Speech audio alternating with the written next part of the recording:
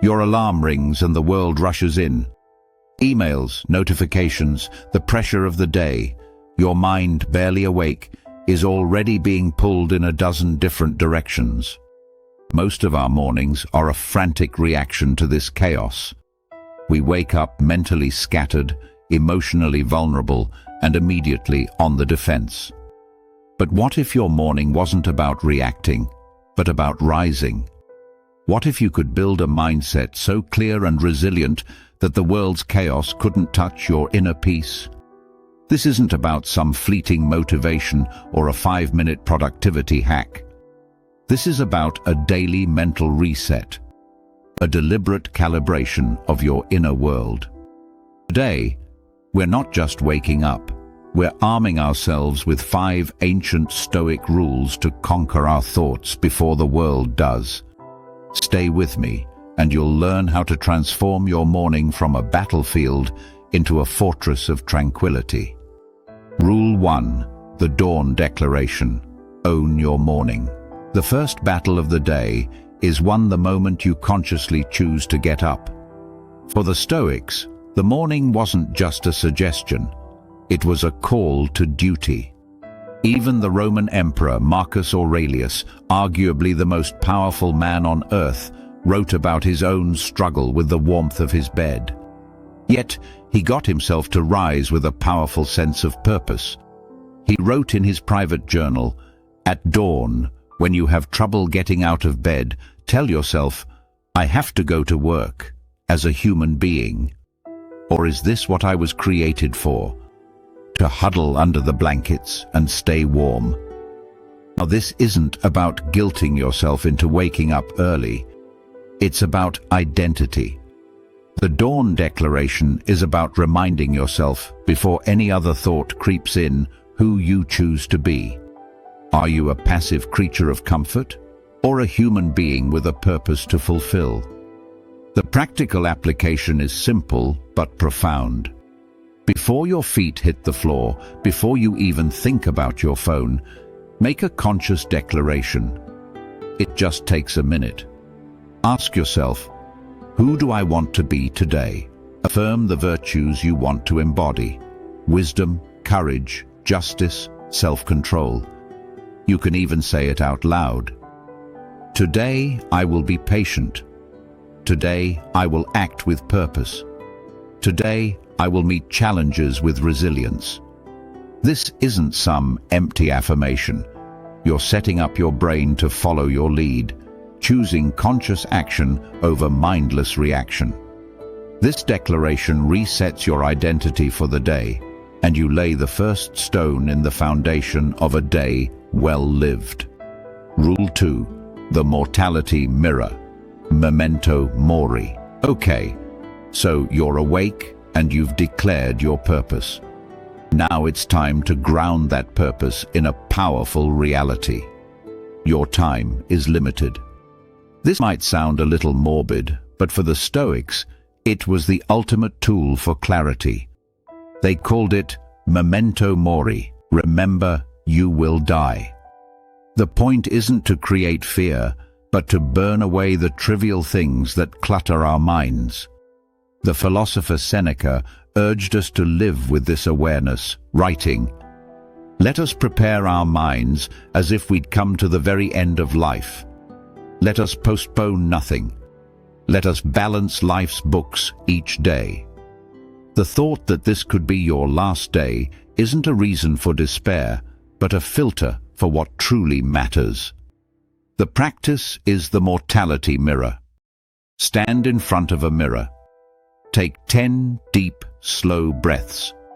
Just look at your reflection and contemplate the simple, unshakable fact that you won't be here forever.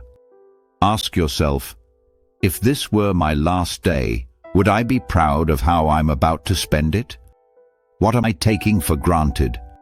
What petty anxieties am I allowing to steal my precious limited time? In that moment, the fog of small worries, the annoying email, the traffic, the minor disagreements just melts away. You're left with a raw, powerful gratitude for simply being alive. This practice forces you to prioritize. It turns the mental clutter of "what if" into the crystal clear focus of "I will." By confronting your own mortality, you don't lose life. You gain an intense appreciation for it. Rule 3. Negative visualization. Premeditatio malorum. With your purpose declared and priorities clear, it's time to build resilience. The modern world screams at us to think positive, to only visualize success. The Stoics had a more battle-tested approach, premeditatio malorum, or the premeditation of evils. This isn't pessimism, it's strategic preparation. Think of it as an emotional vaccine. As Seneca wrote, "We suffer more often in imagination than in reality." This practice is designed to protect your mind from the imagined troubles that cause so much anxiety. By calmly anticipating challenges, you strip them of their power to shock and overwhelm you. The exercise is straightforward. Sit quietly for just 2 or 3 minutes. Think about the obstacles of the day ahead. Maybe you have a difficult conversation to get through. A project might get rejected. You'll probably deal with some frustrating people. Marcus Aurelius did this exact practice, telling himself, "Today I shall be meeting with interference, ingratitude, insolence, disloyalty, ill will, and selfishness." But you don't stop there. You then calmly plan your virtuous response.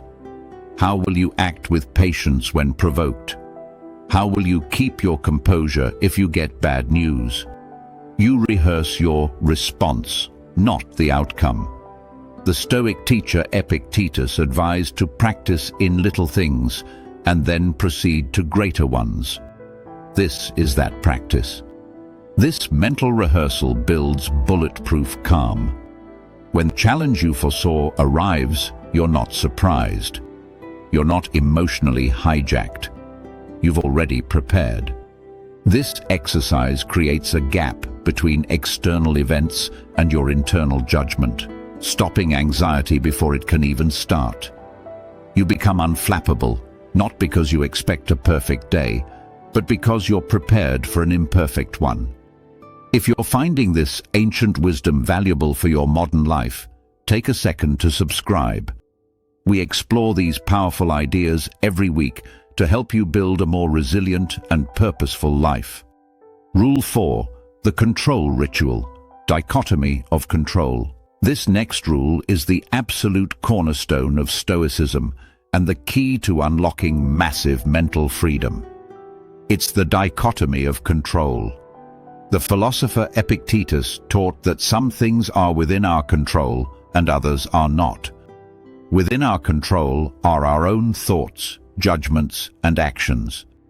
Outside our control is, well, everything else. The actions of others, the weather, our reputation, even our health and wealth.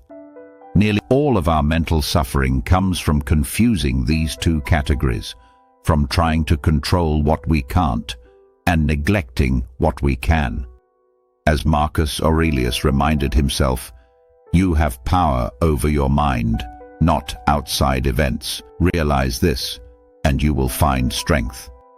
The control ritual is a daily act of sorting your mental energy. Grab a notebook. Draw a line down the middle. On one side, list what I control.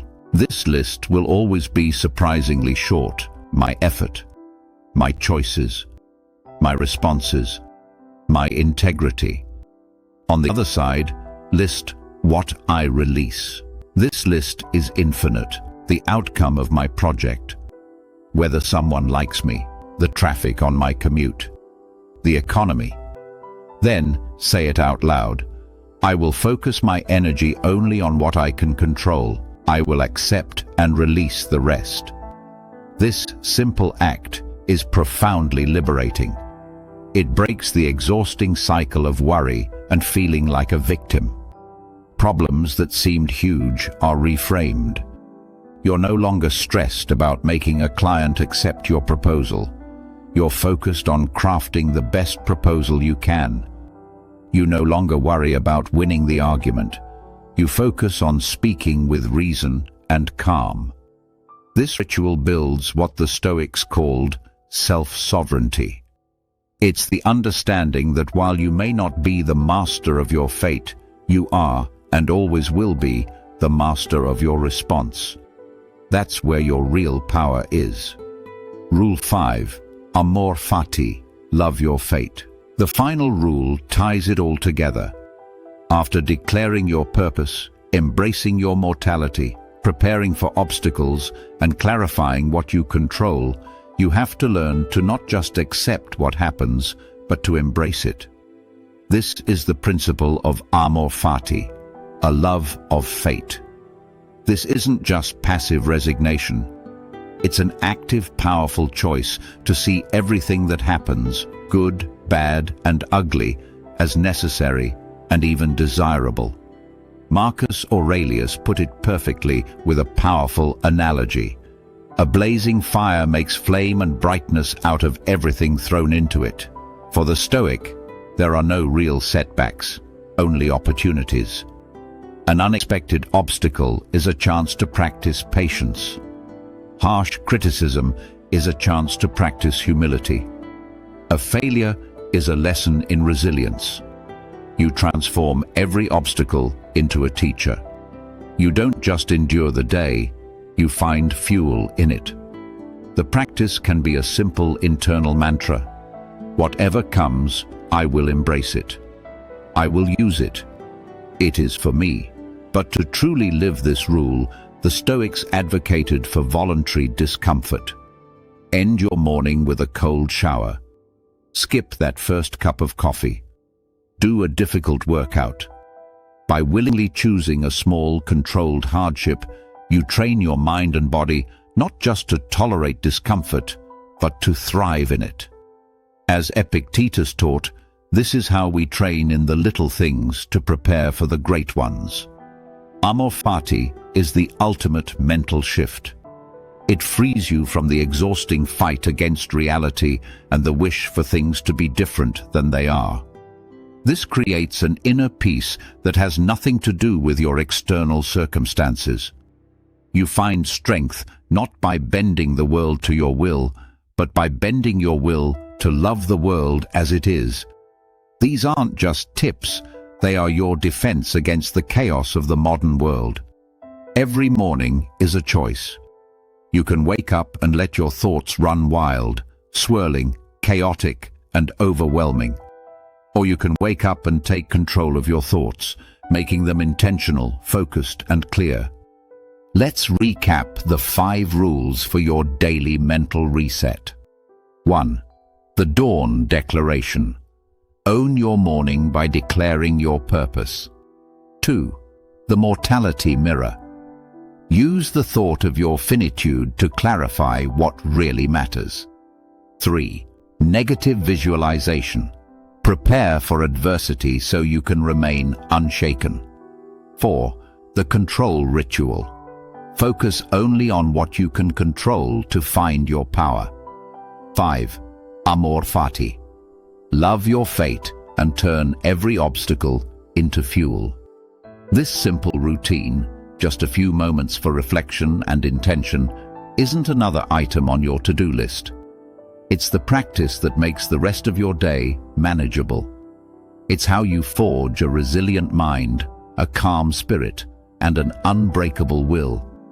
It is the path to peace, without the constant chest-tightening anxiety that so many of us have accepted as normal. Tomorrow morning is your chance to start fresh. Calibrate your mind, and you will be ready for anything.